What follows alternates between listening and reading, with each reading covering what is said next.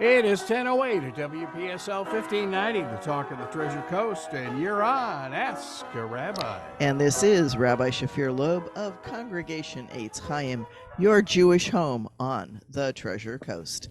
And it is a beautiful Friday morning. The weather is calming down finally.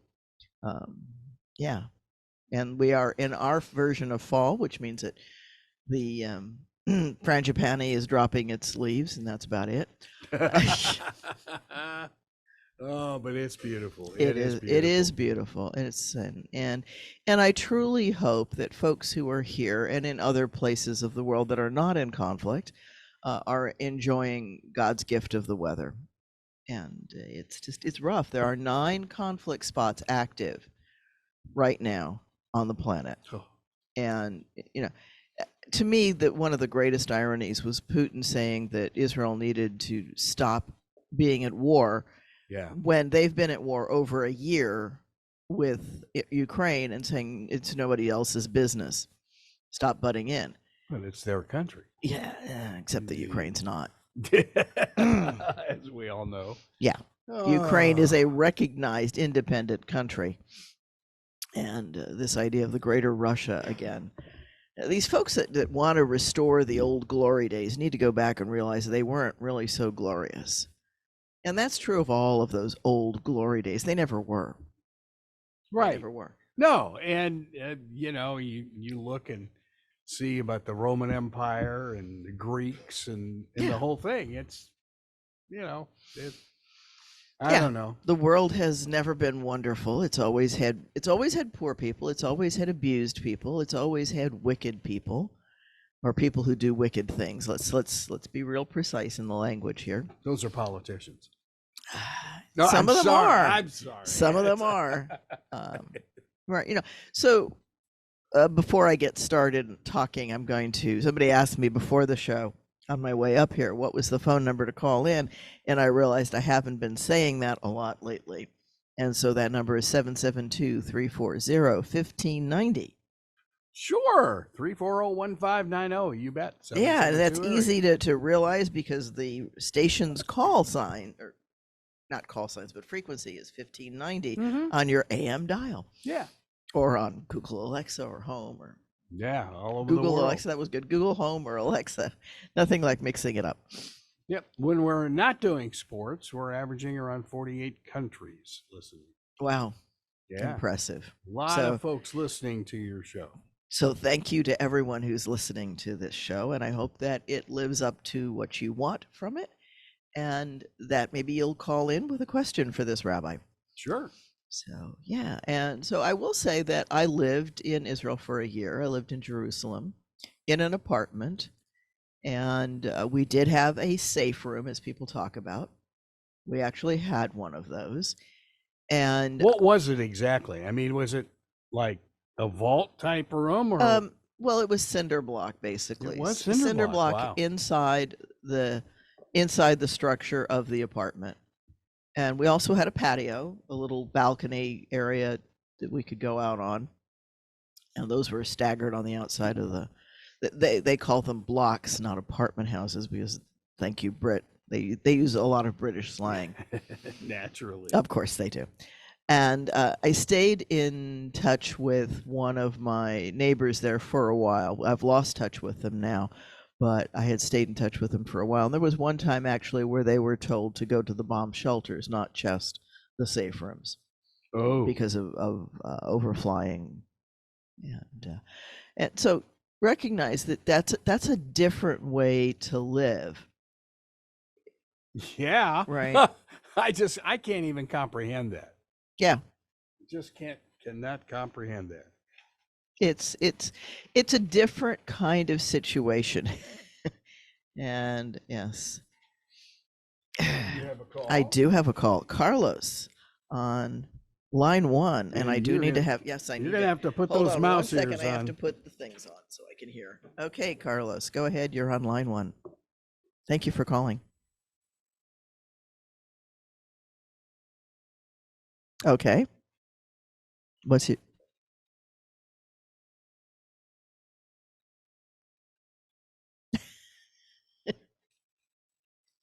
Okay, so Huh. Carlos's suggestion was to make Israel part of NATO. That's an interesting thought. Wow. That, huh. That, Of course, well, would Israel even want that?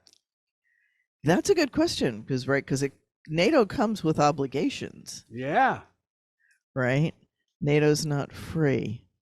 That's an interesting thought. So, for those who didn't hear the phone call, because my Facebook folks don't hear it, Carlos's suggestion was that Israel join NATO, and Wow. yeah, an interesting thought. That, all right, Carlos. You know, Interesting. well, Yeah. so I'm gonna go back and I'm gonna say, people talk about how terrible it would be to have a world organization on the theory that there wouldn't be checks and balances. But if we put in a world organization with checks and balances, then could we get rid of world conflict? How's that for a question? And if that's going to happen, it's going to happen through business and trade. But it's going to take, I think, a consciousness change of not doing unfair advantage of the poor, because that's really what we're seeing here. The piece that doesn't, the elephant in the room when we're talking about any marginalized population, when we talk about any abused segment of society.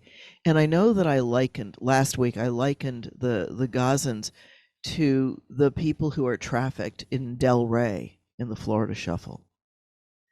These are folks who are being taken advantage of so that a few people can line their pockets. And I don't think Israel would be allowed to join NATO, even if they wanted it. I don't know if they would. It's a good question.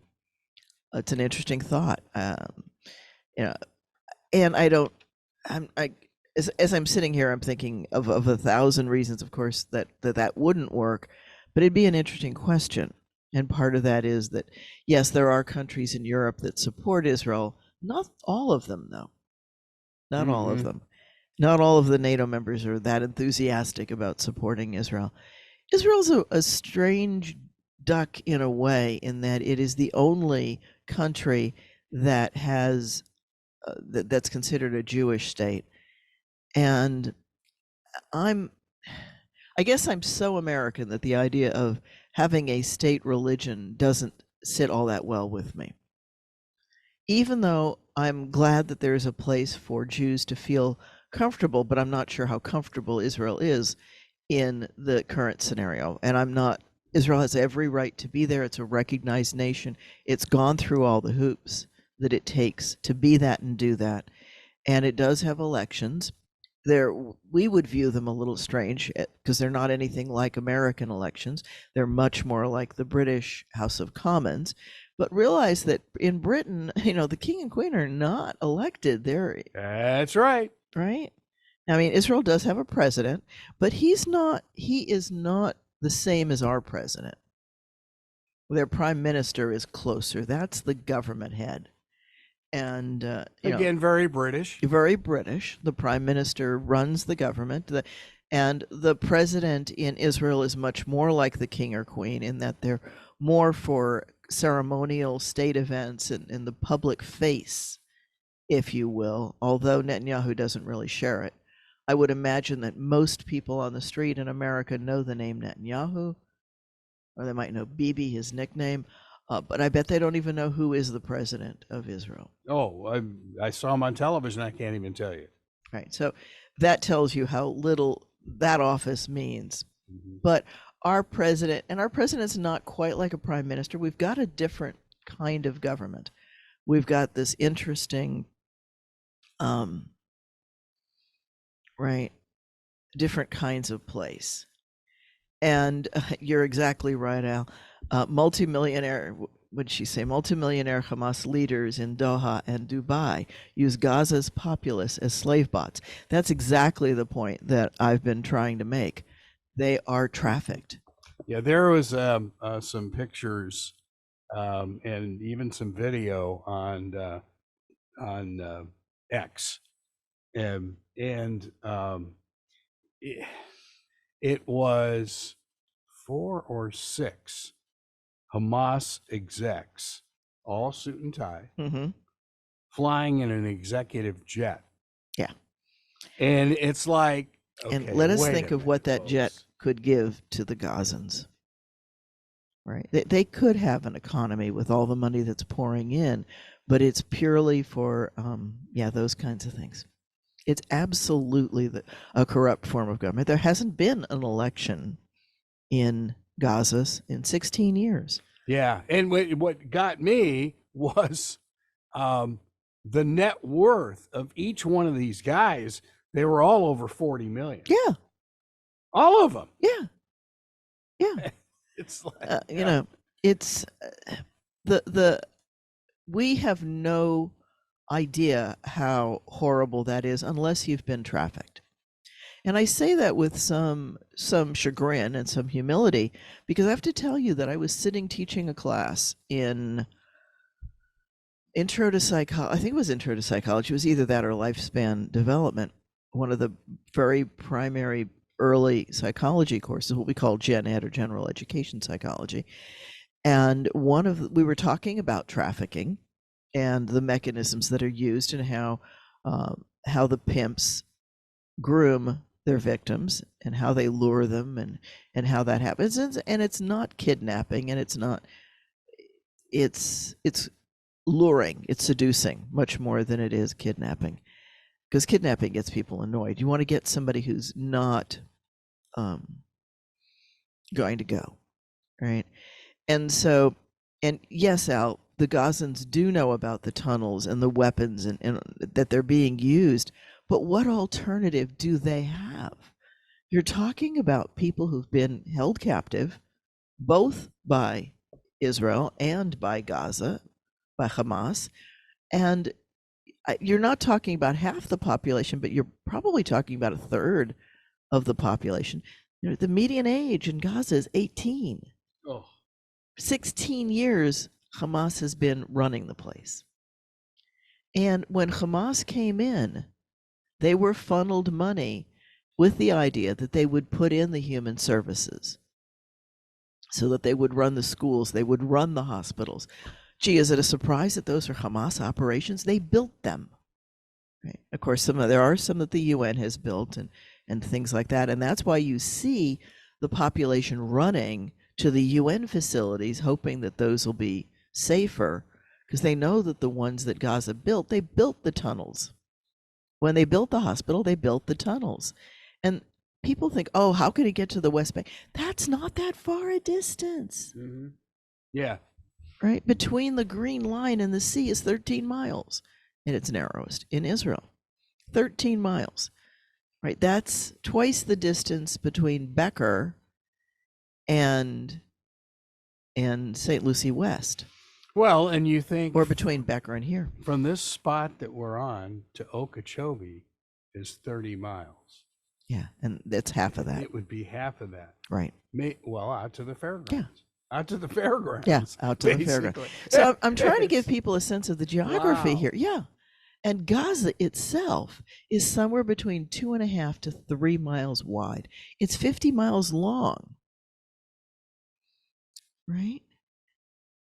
And so, yes, Hamas is absolutely the pimps using the Gazans. They're being trafficked, and they don't know any better. Right? Almost between a third and a half of the population has been raised and educated by a dictator group. Right.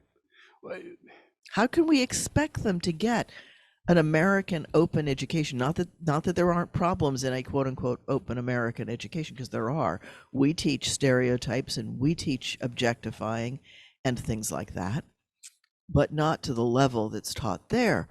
But we don't. It's worth noting. Here's an interesting piece that I happened to by accident know about. When I did the Children of Abraham Journey Together conference, which was an Chautauqua conference in Lakeside, Ohio, we had Jews, Christians, and Muslims that worked together to put together a training program. So we taught about the different religions and traditions. And one of the gentlemen who was there representing the Muslim group went over to Iraq during the war, working for the U.S. government. Are you ready for this? Writing their textbooks.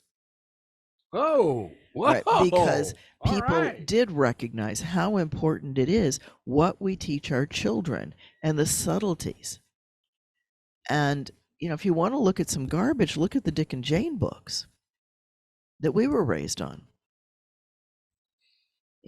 What are those? Yeah, I understand. I was reading Sports Illustrated. Yeah, I'm no, sorry. you weren't. Not yet. Right. And so there's a lot of discussion about what should our textbooks be in the U.S. And here's a piece that people may not realize about the U.S. Texas controls the textbooks in the U.S.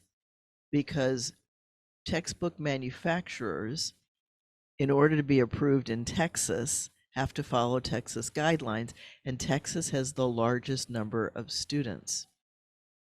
Wow, I didn't know And that. so More than California? Yeah, has more students. California's an older population.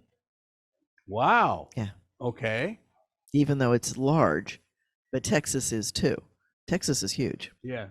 And it has a lot of schools and buys a lot of textbooks. And so, wow. Yeah. That's interesting.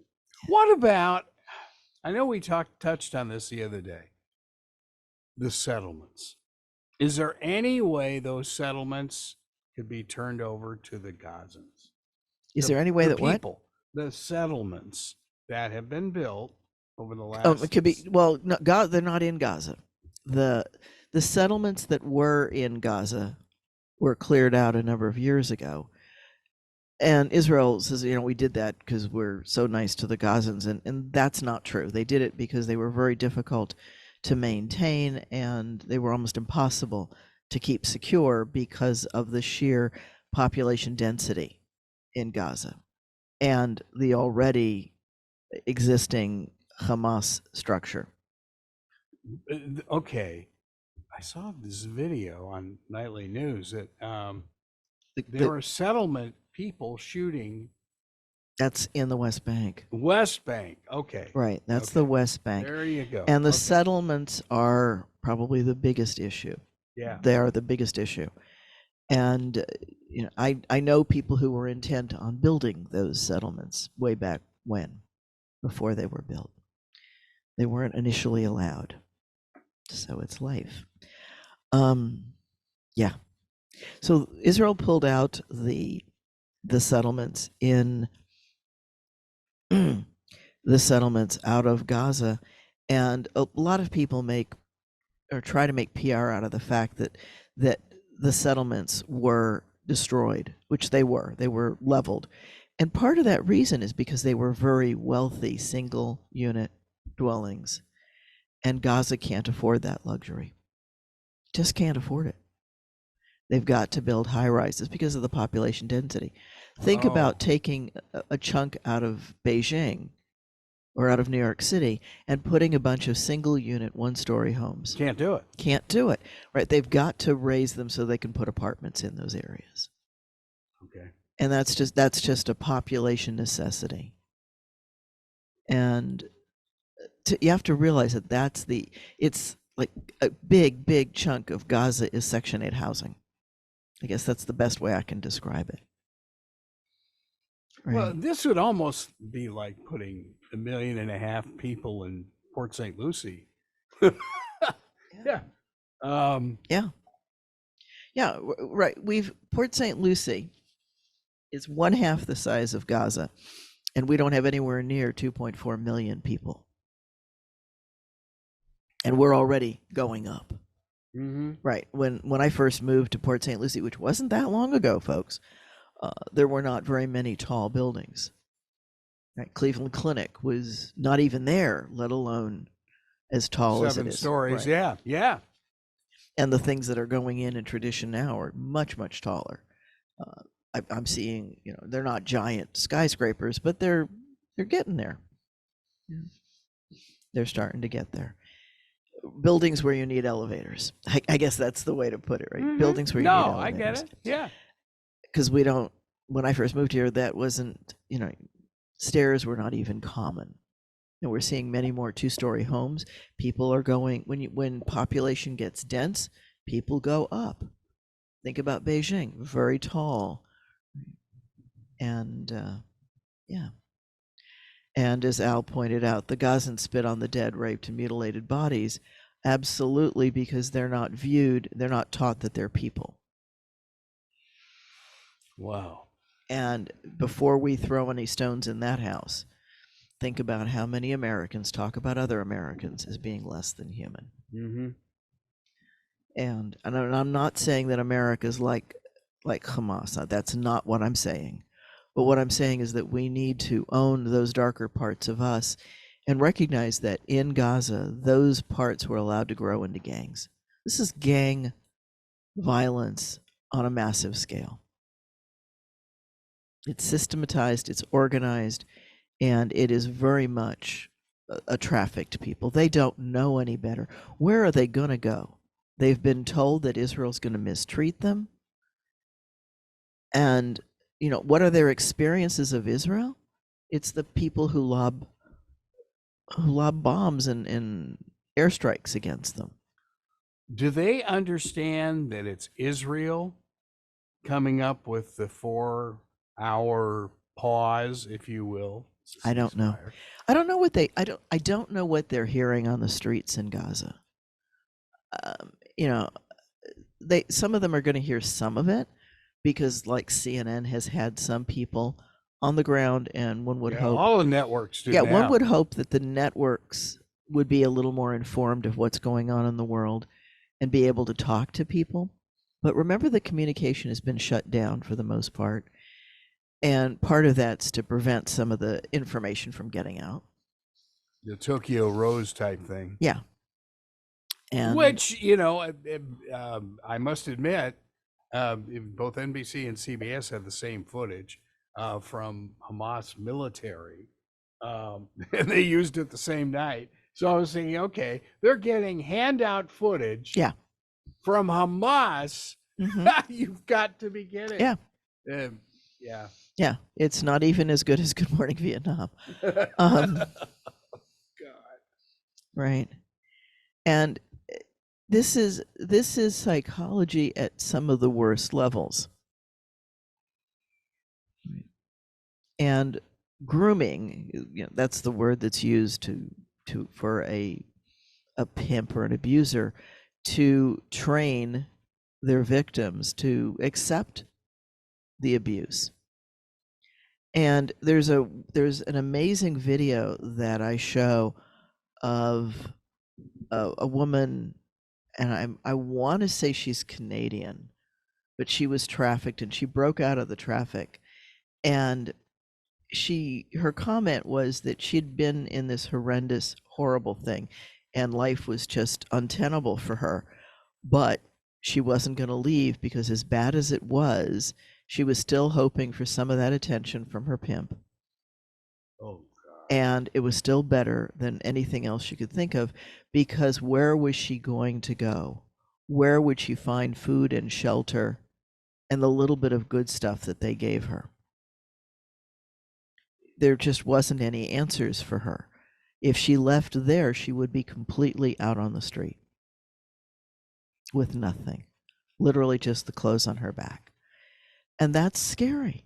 That's beyond scary. That's not just hard. That's scary. And you can put in whatever you want for those words. We can't say them on the air. But you can imagine the symbols popping out of my head that go with that. And people don't realize that living hell that people are in. They're trapped because they don't know where else to go. And it's why shelters are so important. But Gazans don't have a shelter they can go to. And even if they did, they wouldn't know it. And nobody's going to trust them because Hamas is so insidious. They are so insidious, so well versed on running these puppets. They make their living abusing these people.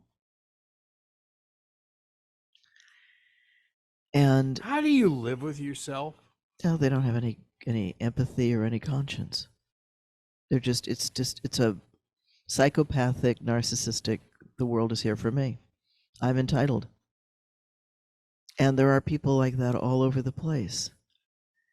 And I wish they're not as violent in other parts of the world because they don't have to be to get what they want. But there are people who used any problem, right? And again, Al's bringing up the Hutus killed their Tutsi friends and had no problem or guilt because they were trained to think of them as cockroaches. Oh boy. And that the Tutsis were planning to kill them. So once you can get that level of fear ingrained in your victims, then you control them because they're no longer using the cognitive part of their brain. Their amygdalas are shutting it down.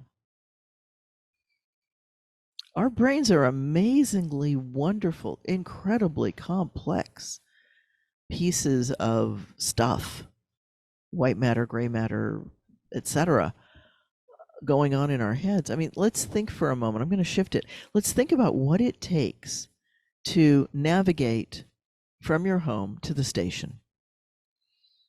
Okay? If you break that down into its steps, you know, you get up and you take care of your bodily functions because they're usually pretty urgent.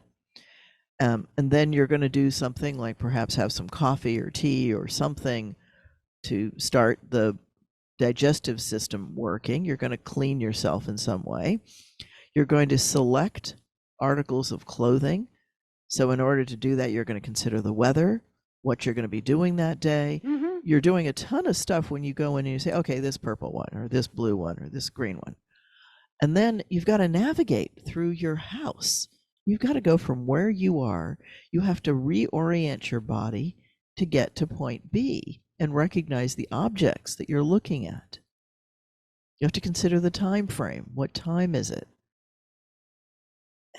There's just a ton of stuff going on. And that's before you even get out to the car and figure out how to turn the key in the car.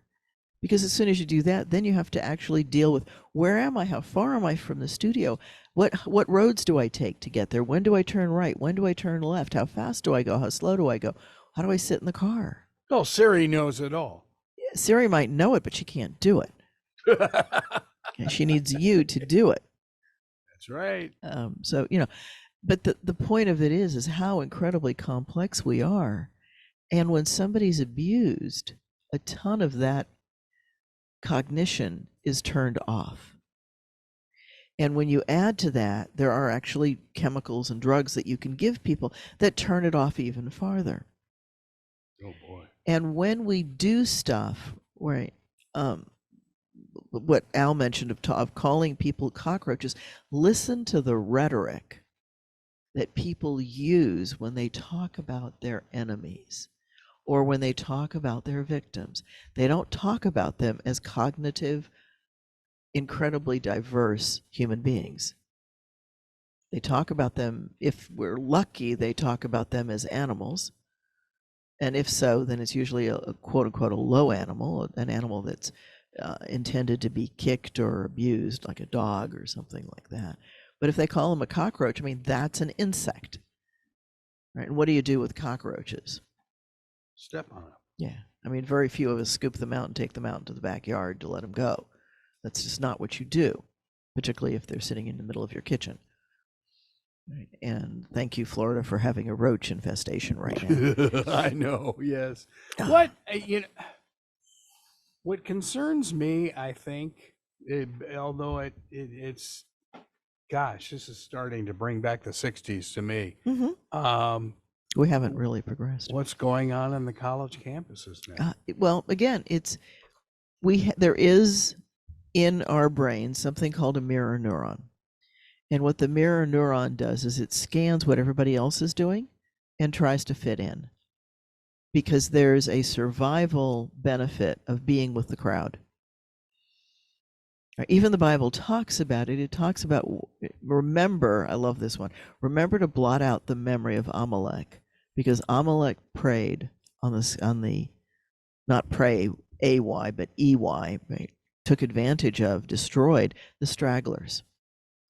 And most people think that that's an instruction to get rid of Amalek, which you're never going to do. Ethnic cleansing has never worked, folks. Look at history. To keep doing what we keep doing and think it's going to be different is insanity. It's the definition, right?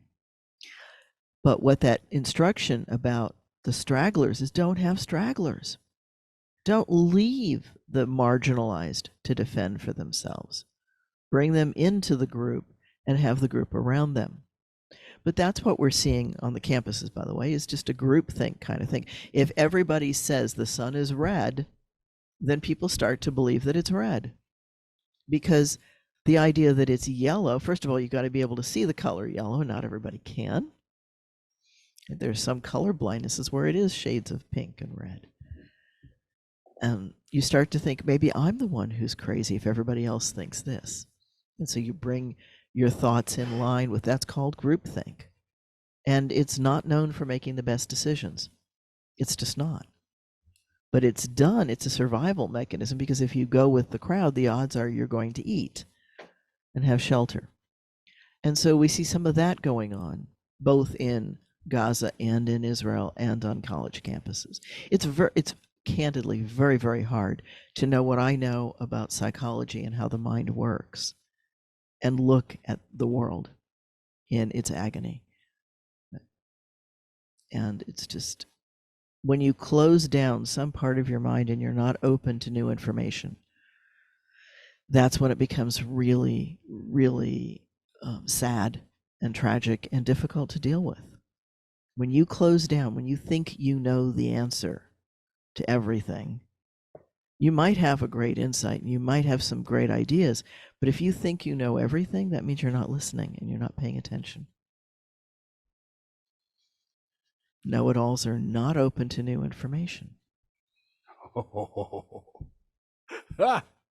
Uh-huh. Yeah, there's a wonderful video, and I sometimes show it to students, particularly.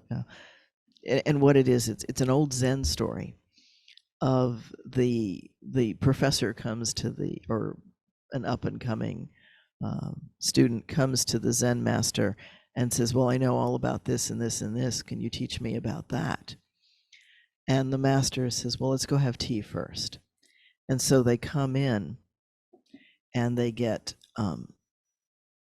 they sit down to the tea, and the master starts pouring the tea for the student and keeps pouring and pouring and pouring and pouring and pouring. So you can imagine it's not very long until the hot tea is on the table and Sure. on to the student. And the student screams at him and says, well, that's the problem with a full cup. It's not open to new knowledge. Oh, no. Oh, that is wonderful. Yeah. Right. So you've got to recognize. I've never heard that. Yeah, That's you've got to great. recognize that at least part of your cup needs some filling, or there's not going to be room for new information. Oh, gosh, that's wonderful. And and it is, thinking and being open to new ideas is challenging. It means being willing to say, I don't know it all. And there's the Dunning-Kruger, this is another thing I show my students, the Dunning-Kruger effect, and you can Google that and look at it, the Dunning-Kruger effect. And what that is, it shows the confidence of a person versus the amount of knowledge they have. And when somebody learns a little bit about something, their confidence shoots up, and that's called Mount Stupid. Okay? Because as they start to learn more, they realize how much there is to the subject and how little they know. And while they're learning, they have no confidence because there's just so much out there.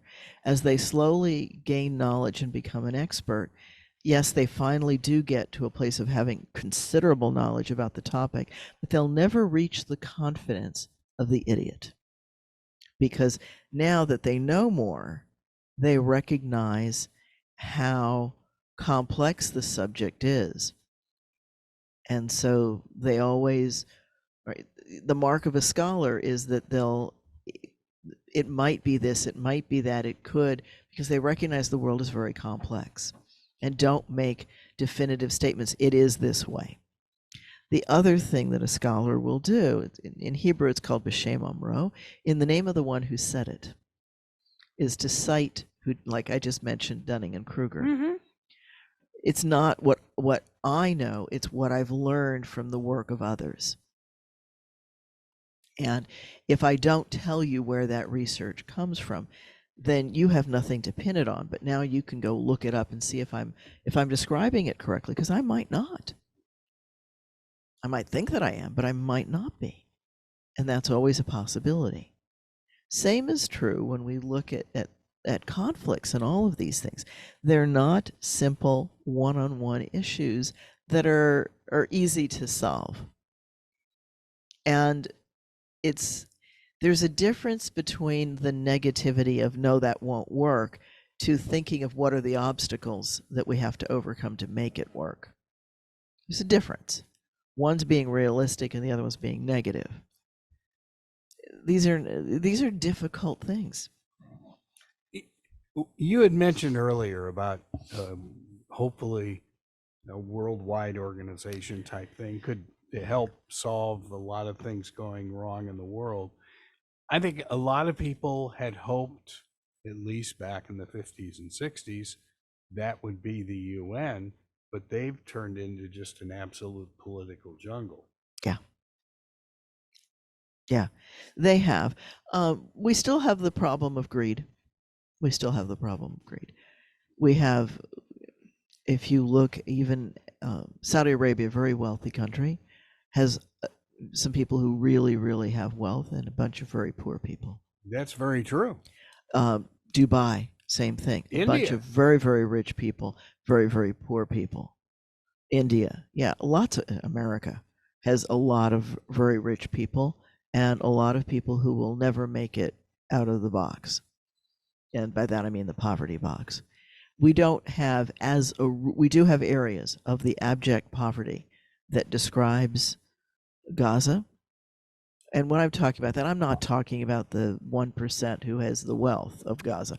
I'm talking about the 90% that struggle to find enough food to have, anywhere near the kinds of good things that we're talking about.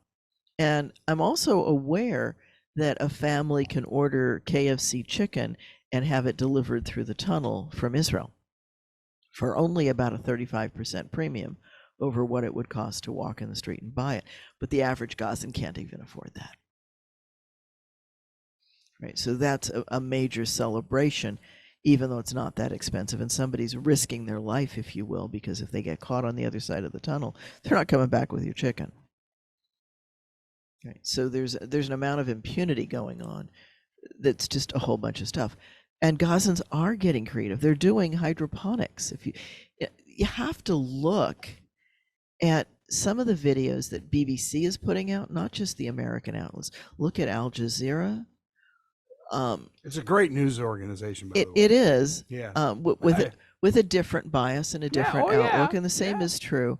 And even if you, it's a little harder to look at some of the foreign language places. I can listen to some of the German stations and see what they're saying.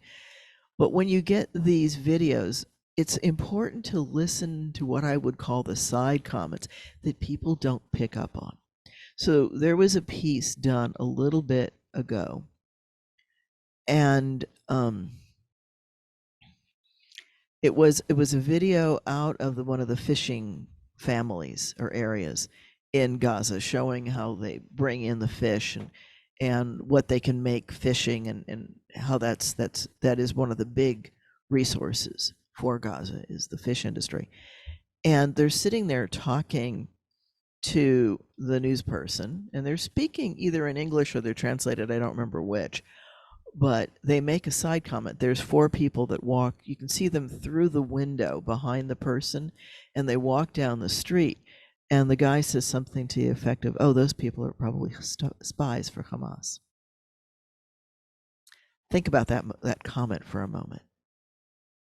Wow, that's pretty heavy duty. It is very heavy duty, and nobody picks up on it. Nobody picks up on that comment. It just glosses, and it's just a little sidebar on the news clip. And that to me, as the psychologist, like OMG, right? The amount of cognition that goes into that little side comment and the fear that it talks about, because the Gazans are afraid of Hamas. They're absolutely, Hamas will kill them the same way that it kills Israelis. It's a pocket game to them. It's a video game. The world is a video game. It's just like the cartels. Yeah. They don't care about the cannon fodder. In fact, they've got a word for it, the folks that they don't care about. And they've got them drugged and in some kind of a semi-happy place. And oblivious, just kind of following directions because somebody gave them a direction. That's scary. But the poor are just huge.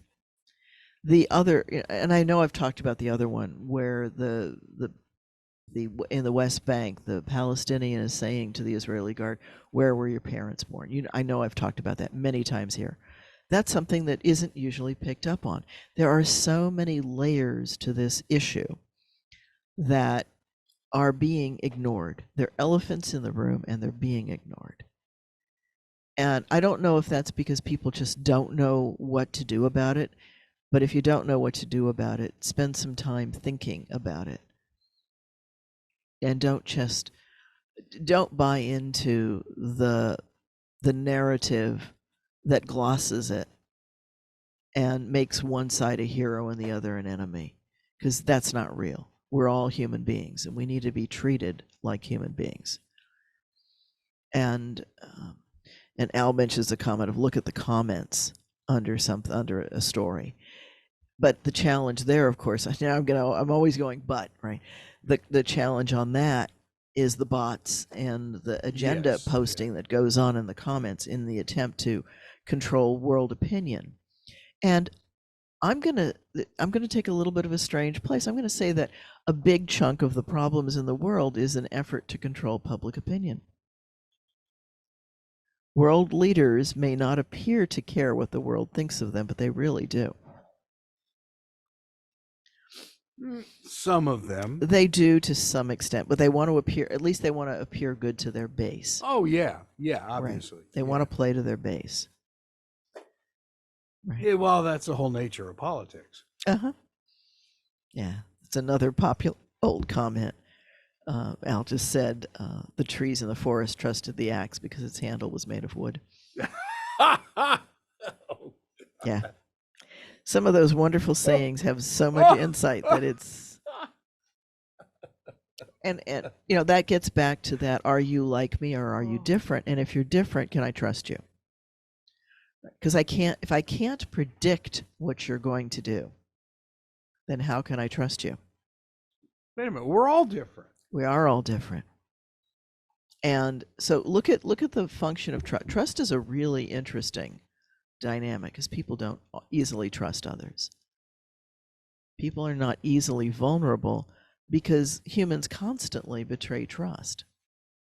But it also has to do with predictability.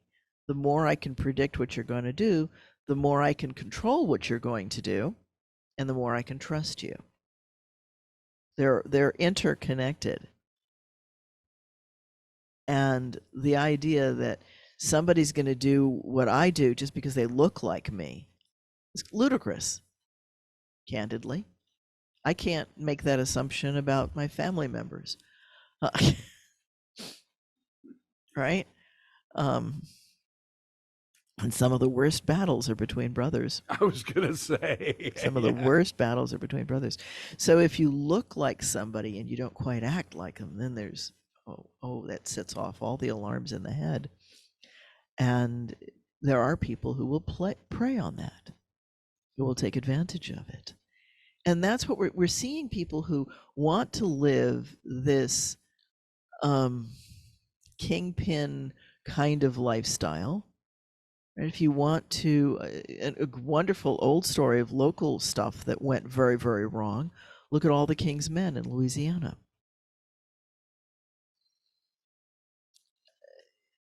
And yes, people lost their lives over it. Not 1,401 night, and I get that. And I'm not trying in any way to make light of the horrific. What blew me away about the Hamas detail is the cold-bloodedness, for lack of any better word, with which they wrote down the details of which family member lived in which room in which house, the amount of data and knowledge that they had. And I'm sure that some of that was gathered off of social media and other such places. Beware of your friends and people who can see things. And I'm one whose Facebook is wide open. Me too. Yeah. But and I, like you, there's nothing posted on there but it does show. So for example, anybody who wants to know knows that I'm on this radio show every week. It's a posted schedule. And yeah. And it's kind of funny because my husband's very meticulous about making sure that addresses come off of boxes before we recycle them. And I'm like, anybody could Google anything and find out. Yes. That's so Right. true. The internet Yes. is so interconnected. And of course, that doesn't count the BCC to various government agencies that my friend has as a tagline on his emails. We are not isolated. There is a ton of information, but when somebody sits down and collects it with that calculating cold-bloodedness, that's just, and of course the music festival was just a wild card gift to them of people to kill and capture. Mhm. That hiked the numbers considerably. And I can also imagine where the more conservative tribal environment in Gaza would make that music festival appear to be just immoral. Mm-hmm. If not just the amount of flesh showing and the way people were dressed. So there's a cultural issue going on there too. You don't see that kind of dress. But again, I'm always struck, as I've mentioned before, how beautiful the area looks by the Rafah crossing. Mm-hmm. Yeah. What got me was, I think it was again back on Nightly or CBS, where some of the captured Gazan or Hamas fighters Yeah. appeared to be almost on drugs. I think that's more than just an appearance, but I can't prove it. I don't know. I don't have access to I mean, the data. There again, Yeah. would To make it more suggestible. Yeah, date rape kind of. their commanders? Yeah, just put it in the give- water. Here, drink your water. Oh, brother. Drink your water, eat your food. Be strong. I'm sure. It's very easy to do in today's environment. And, and my heart goes to the people who are donating money, hoping that it goes to help farmers raise food in Gaza, and it ends up being hijacked and used for that. Mm-hmm. Hamas is it's a dictator government. It doesn't matter that it's not one individual. It's still a dictator. And Hezbollah seems to be And very ISIS similar. and Boko Haram, any of those self-appointed, and they're not a function of their religion. They are hijacking their religion Yes. to exert control on the population. Yeah. And Al's just a font of little details. He is today. Yeah, the Wagner Group also used drugs. Oh. Right? Oh, okay. Yeah. Bring it a little closer to home. Oh, man. Yeah. Wow. Yeah. Yeah. So, it's a difficult world. I don't have all the answers, but I would love to see some international advocacy group start to build up the economies of the poor, but somehow figure out how to get the money and the resources to the folks that are poor. The poor are among the hardest working on the planet. And this idea that people are poor because they're lazy that's as bad a prejudice and a stereotype as anything else. And if they can't work, then there's probably something that they need some training, some rehab, some psychological help. And that's just a reality. and again, I'm going to go to one of my old standard tropes, which is look at the German prison system that teaches the prisoners, the inmates, how to bake, how to do maintenance, how to do any of a number of valuable skills so that they can be contributing members of society. When we start making that the goal, how do we help you be contributor? That's going to be the answer, I think. It's my opinion, anyway. And this is Rabbi Shafir Loeb, and this has been an hour of Ask a Rabbi, and thank you to Carlos for calling in with a question, and thank you to Al for all of the chatter on Facebook. I hope everyone has as wonderful a week as they can, and a shout out to the veterans. Thank you all for your service, and especially to the Vietnam vets and any other real and Iraqi impact. Never mind. All of the vets who've fought anywhere. Thank you for your service. You've been listening to Ask a Rabbi right here on WPSL, Port St. Lucie. Talk of the Treasure Coast, webcaster of the world.